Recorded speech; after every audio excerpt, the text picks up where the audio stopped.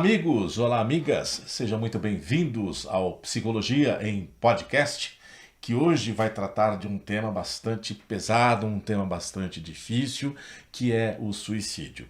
Olha, só para você ter uma ideia, nós jornalistas sempre ouvimos nas redações, sempre fomos instruídos de que não se trata de suicídios, não se faz reportagens de suicídios em casos comuns, corriqueiros, né? Exceto assim, quando se trata de algum líder político, de alguma personalidade, porque aí ou alguma outra forma que esteja atrelada a esse possível suicídio. Mas enfim, normalmente não se trata desse tema porque é muito complicado você falar, porque há pessoas que podem, inclusive, se deixar influenciar por isso e acabar servindo de estímulo. E o trabalho do jornalista, obviamente, não é causar nenhum tipo de estrago na sociedade. Pelo menos é assim que a gente pauta a nossa carreira. A gente tem lá como dever principal ajudar o próximo e defender algumas questões que são absolutamente relacionadas à cidadania, não é?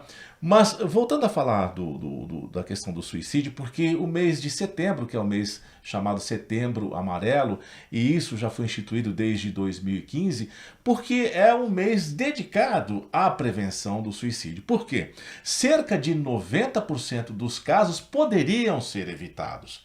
E os números, eles são absolutamente alarmantes. Segundo dados da Organização Mundial da Saúde, isso foi feito em 2012, cerca de 800 mil pessoas tiram a própria vida, e o que significa que a cada 40 segundos uma pessoa está tirando a própria vida. E é o tal negócio, né? Sabendo que isso pode ser evitado, o objetivo principalmente desse Setembro Amarelo é fazer com que as pessoas encontrem uma saída, encontrem um caminho para que não cheguem a essa decisão, vamos dizer, a essa conduta dramática, drástica, que ela inclusive afeta outras 6 pessoas, pelo menos, ao redor dela. Então, quando a pessoa tira a própria vida, ela está causando também um mal a outras pessoas, que são aquelas que ficam, não é? Mas para tratar desse assunto, né, está aqui a meu lado a minha parceira de podcast, que é a Silvia Navarro. Seja muito bem-vinda a esse tema hoje muito delicado, Silvia. Olá a todos. É muito delicado, é um assunto muito difícil de ser falado, mas precisa, né? Precisa ser conversado, precisa ser tratado com toda a atenção que merece, né? Para que a gente possa trabalhar realmente na prevenção desses casos de suicídio. Então, o que é exatamente... claro que o suicídio é quando a pessoa se mata, infelizmente, ela tira a própria vida. Mas o que é que causa isso do ponto de vista psicológico, Silvia? São várias as causas, né? Uma das que mais chegam para nós nos consultórios são as doenças, são o que é afetado pelas nossas doenças, como eu costumo dizer, as doenças da alma. Entram depressão, entre outras, a bipolaridade é onde aparece muito quando a gente pega essas estatísticas, né? Eu não vou ter os números agora de cabeça, mas numa ordem mais ou menos seria a bipolaridade, depressão e mais lá para trás entraria borderline e esquizofrenia bem para baixo. Então, uma das maiores causas, né, que leva realmente ao suicídio seria a depressão ou a bipolaridade, que é naquela fase onde realmente a pessoa está muito mal. A gente fala da desesperança, né, quando o paciente chega para nós completamente desesperançado de qualquer coisa, não acha, né, e começa a verbalizar essa vontade de acabar com a própria vida, a vontade de que aquela dor acabe, porque na realidade, Ulisses, o que acontece é que a pessoa não quer acabar com a vida dela, né? Ela quer acabar com a dor que ela está sentindo. E aí, às vezes, ou ela elabora como vai ser, ou numa impulsividade, que talvez não fosse nem a vontade real, seria se matar, mas na impulsividade ela comete o ato do suicídio.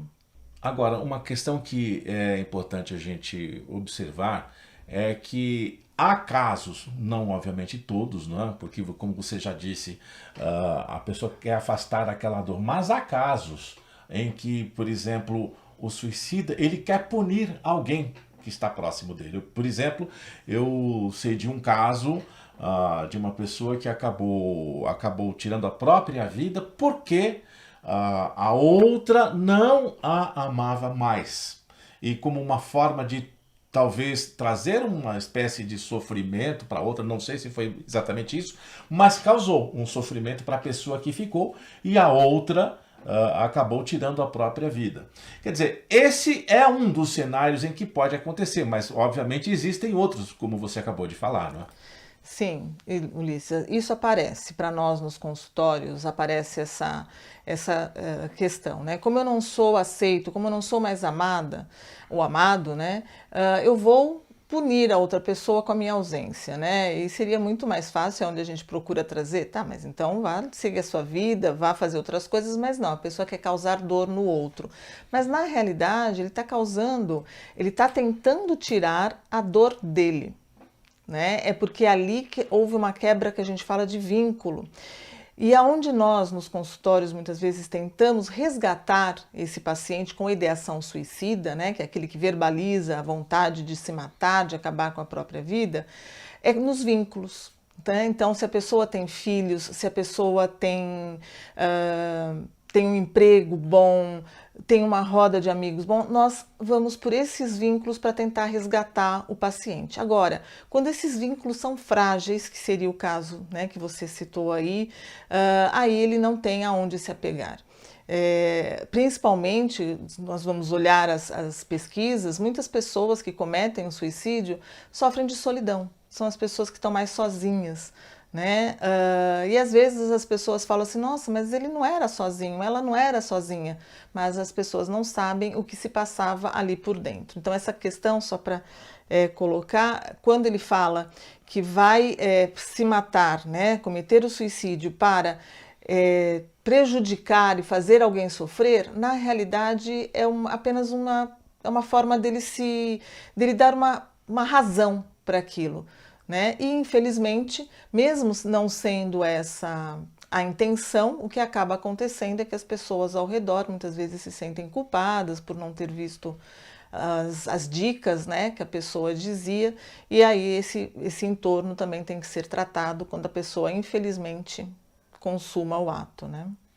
Pois é, eu tenho visto também que não é tão infrequente assim, aliás, infelizmente acontece com muita frequência, policiais federais, policiais militares, né, policiais civis que se suicidam, acho que talvez aí pelo excesso de pressão que a carreira traz, né? Porque quando você lida também com crime, quando você lida com a pressão hierárquica muitas vezes, quando você lida com fatores externos à capacidade do indivíduo, talvez muitas vezes de lidar com aquilo, né? Porque são várias as formas de pressão, principalmente nessas carreiras policiais. A gente vê muitos casos, eu tenho visto recentemente muitos policiais que tiram a vida. Você saberia me dizer o que os leva a isso, além desses fatores, obviamente, que eu acabei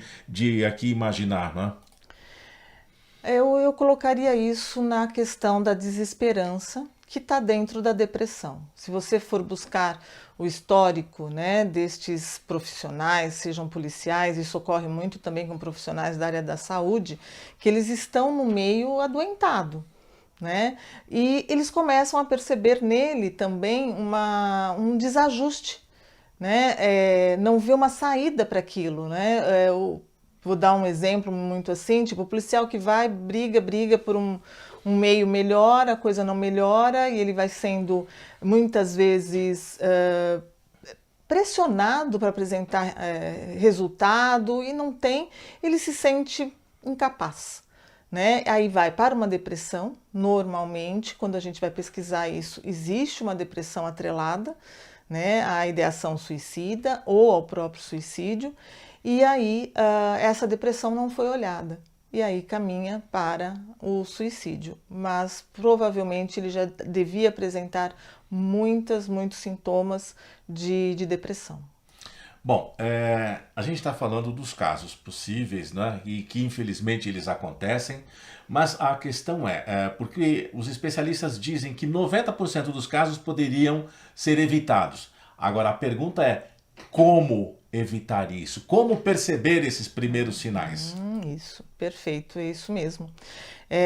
Nós temos que ficar atento ao que os pacientes ou, né, eu estou falando aqui muito do âmbito profissional, mas vamos falar do nosso meio de convívio, né? Aquele amigo ou aquele parente que em conversas informais, às vezes até numa festa, ele vira para você e fala: Nossa, tô cansado, minha vida não tá boa, eu tô pensando em me matar, viu? Ai, viver para quê? E o que as pessoas tendem nessa hora, né? Não, vamos tomar mais uma, não, vamos conversar um pouquinho, ou vamos. E minimiza aquilo, muda-se de assunto, porque, como a gente falou no começo, o assunto suicídio ele é muito pesado, então não se fala, não se conversa, e acaba minimizando o que o outro está te falando. Então, uma das primeiras coisas que nós temos que reparar é no que as pessoas nos falam. Né? Eu não vejo mais sentido na minha vida, e normalmente às vezes acontece, e aí a gente vai olhar o quê? O histórico da pessoa, isso é muito importante. O que a pessoa está passando? Perdeu o emprego, aonde aquilo era o sustento da família dele e agora ele não vê mais saída para isso?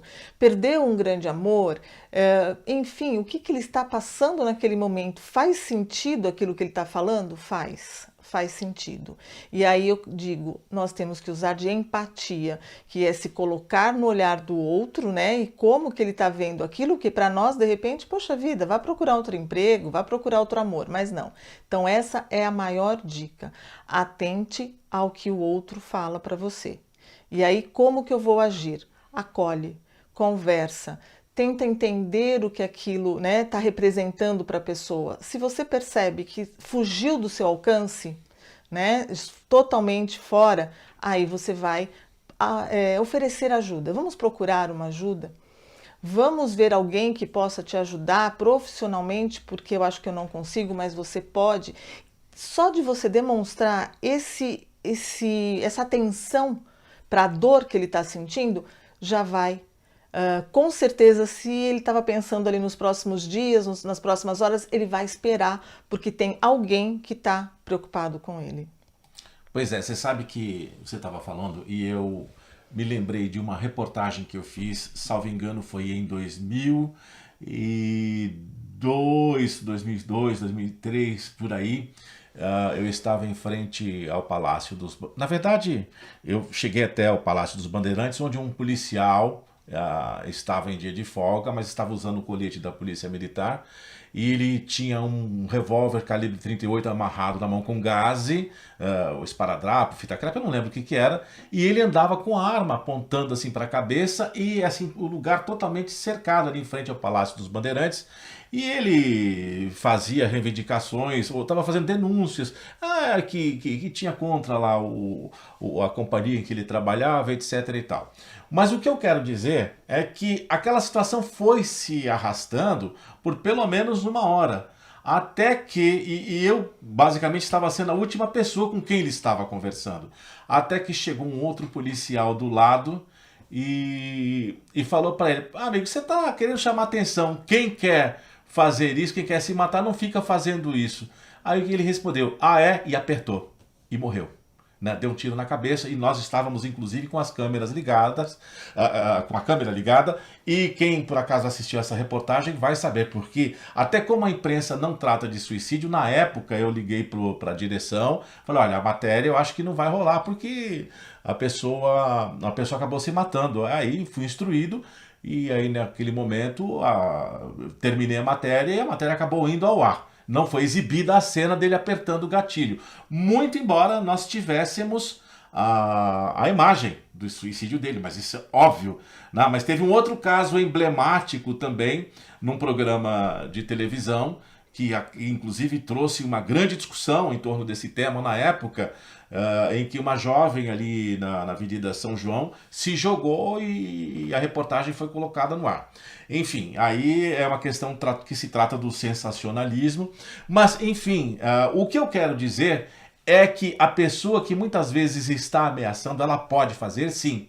E então estou citando aqui dois exemplos, então se você imaginar que a pessoa está querendo chamar a atenção, não é. E aquilo que a Silvia falou, tem que realmente dar atenção para a pessoa e tem que buscar essencialmente ajuda, porque, por exemplo, eu sou apenas um jornalista. Às vezes que eu cheguei, aliás, eu vou até falar para você o seguinte, que naquele momento do policial, eu achando que com a câmera, como jornalista, ia abrindo espaço para ele falar numa rede de televisão, que os problemas fossem acabar ali. Porque a praxe do jornalismo é exatamente essa. Você chega com uma câmera, abre um microfone, a pessoa coloca para fora o que ela quer e de repente ela tem uma reivindicação atendida. Mas não foi o que aconteceu, não foi um final feliz que aconteceu naquele momento e eu sou testemunha disso daí. Então o que eu quero dizer para você é o seguinte, é preciso atenção. E principalmente que 90% dos casos podem ser evitados, não é? Exatamente com o quê? A partir desta atenção, mas é preciso também de uma ajuda profissional, né, Silvia? Sim, precisa sim, né? Talvez, eu não sei como, de fato, né, como foi o desenrolar, mas se talvez tivesse ido um profissional voltado para questões suicidas, só que nessa época, né, que você falou, isso realmente era um tabu muito grande, né? Por isso que veio essa campanha de prevenção ao suicídio, porque não se falava. Então, quem que eu vou chamar nessa hora, né? Não tem quem. Só que é aquilo, 90% pode ser evitado. Talvez este caso, pela característica que você coloca aqui, talvez não conseguisse evitar, mas a gente tem que tentar, né? Eu sempre falo que a gente tem que tentar. E uma coisa que é muito importante, né? Ah, mas a pessoa fala isso todo dia, e, né? Eu já atendi, porque o que acontece às vezes, né, no consultório, o que a gente conversa lá dentro é ético e a gente não passa para fora de forma alguma. Mas uma coisa que eu sempre falo e comento isso com as pessoas a quem eu faço supervisão e tudo mais, o paciente chegou para você, a gente tem que colocar para ele que tudo que ele falar ali vai ficar ali, né? É do paciente e é só entre nós. Agora, se ele me trouxer alguma coisa que vai colocá-lo em risco ou a outra pessoa, né?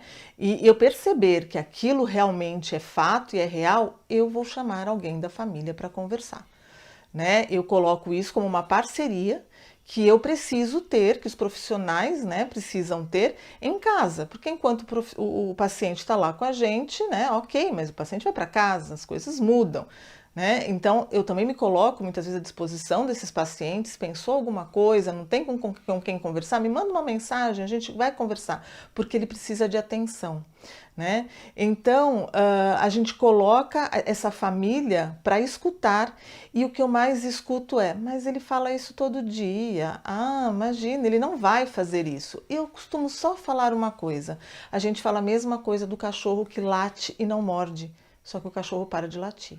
E na hora que ele para de latir, ele morde, né? Então é nessa hora que esse paciente está se colocando em risco. Agora ele está tão calmo, ele nem fala mais de suicídio, mas o que ele está fazendo? Como que está a caixa de remédios dele? Como que estão as atitudes dele, né? Porque às vezes ele tem saído para balada, aí bebe muito, pega o carro. Isto também é uma ideação de suicídio, né?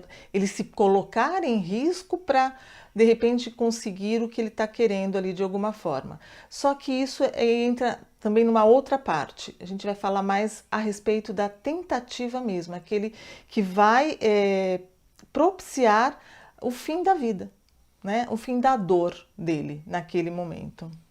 Bom, a questão é como tratar isso, porque se 90% dos casos, segundo o que eu tenho lido, né, dos especialistas que falam, eles poderiam ser evitados, e aí como é que se evita isso? Com a participação da família, com tratamento psicológico, tratamento psiquiátrico, como é que se resolve isso? Com tudo isso que você falou, principalmente com o acolhimento da família, acolhimento de amigos, e tomar muito cuidado, porque o que acontece? O suicídio, ele é muito, até hoje, mesmo com toda essa campanha que temos aí, ele é muito, como vamos dizer, faltou a palavra, estigmatizado, colocado de lado, né? Não se fala, o tabu, né? Então, o que acontece às vezes? Os pacientes que tentam o suicídio e são resgatados e são levados para os hospitais, têm o medo, né? Eu não vou falar que eu cometi suicídio, o que vão pensar de mim? Então aí também a gente percebe que a pessoa não estava querendo realmente se matar, ele está querendo acabar com aquela dor. Então não fala, ou não vai para um pronto-socorro, não pede ajuda, né? Então a família tem que estar atento. Percebeu que tomou remédio demais? Leva você mesmo para o hospital. Chama o SAMU também pode atender. E principalmente quem está muito envolvido nesse Setembro Amarelo é o CVV. Então liga para o CVV, né?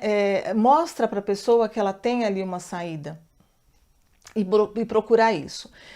Acalmou o primeiro impacto, né? Porque isso acontece, eu já recebi telefonemas tipo, Silvia, o que eu faço? A minha filha acabou de tomar um remédio tal. A primeira coisa que eu disse foi, leva para o pronto-socorro. Agora. Depois eu converso com você. Agora você leva para o pronto-socorro e no dia seguinte, graças a Deus, a paciente estava no meu consultório. E aí a gente acolhe, porque daí precisa sim do acompanhamento do psicólogo, do psiquiatra, para poder entrar, às vezes sim, com medicação e a gente poder entrar num trabalho de acolhimento primeiro desse paciente que vem para a gente com muita dor da alma, né? Não é uma coisa palpável, é a dor da alma. Então é o acolhimento, nós nos colocamos à disposição desse paciente e aí começa o trabalho terapêutico e psiquiátrico e da família. Eu sempre coloco muito a família trabalhando junto. Bom, esse tema realmente é um tema extremamente delicado, é um tema muito difícil, né? Eu até tive uma certa relutância em falar sobre esse tema, porque a Silvia sugeriu, por causa do Setembro Amarelo, mas eu falei, olha, esse é um tema que eu particularmente estou até, de certa forma, condicionado a não ficar falando dele. Mas a gente precisa falar. A gente precisa falar principalmente no sentido de que as pessoas precisam, os familiares precisam ter atenção, né? Precisam estar atentas a esses sintomas, a estes sinais que são demonstrados, principalmente para não sofrer aquela dor da perda, porque daquele desespero em que a pessoa possa estar passando, aí ela pode fazer uma bobagem que não é um ato impensado, porque ele é pensado. Ele é pensado e ele é levado a termo, ele é colocado em prática. Mas muitas vezes tem aquele momento da explosão. Agora acabou, agora chega e a pessoa vai e faz aquela bobagem, né? E só que além de fazer esse ato que é prejudicial para a própria vida, né? Que acaba colocando a fim à própria vida, mas também ele traz dor para quem fica, né? Porque a família sofre demais quando passa por uma situação dessas, não é, Silvia? Sim, sim, a família fica muito impactada com isso, principalmente em alguns casos que não é coincidência, tá? Mas às vezes já aconteceu suicídio na família e daí acontece o segundo e a família começa a querer procurar onde que ela está errando. Então, essa família precisa ser muito acolhida também. Isso a gente está falando de, infelizmente, quando a gente não consegue fazer esses recuo, né, dessa intenção das pessoas. E acolher essa família. Às vezes eu já vi olhares de pais, né, dentro do consultório, quando a gente chama, o paciente sempre sabe que eu vou chamar o parente e ele vai estar junto, eu não converso em separado, eu converso junto. E os olhares, né, de desespero quando o próprio filho fala, né, eu tentei me matar. E o pai não sabia, a mãe não sabia. E é aquele choque, né? Então, não precisa nem até cometer, só de saber que seu filho tentou, sua filha tentou, o marido, a esposa, alguém ali muito próximo de você quis acabar com a própria vida, existe aquela coisa do que eu fiz, onde eu errei, onde eu estou errando. Não está errando, acolhe. Não pense no que está errado, nesse momento vamos acolher. Ficar ao lado da pessoa, evitar, tipo, vamos fazer outra coisa, às vezes ajuda, mas primeiro conversa com a pessoa sobre isso. E aí pergunta o que ela quer fazer. Quer passear? O que você quer fazer? O que você gostaria que eu tivesse ao seu lado fazendo o quê? Então, isto é muito importante. Então, vamos ficando por aqui. Um abraço para você que nos acompanhou até agora e a gente se vê na próxima semana. Um abraço para todos e até lá, se Deus quiser. Tchau, tchau.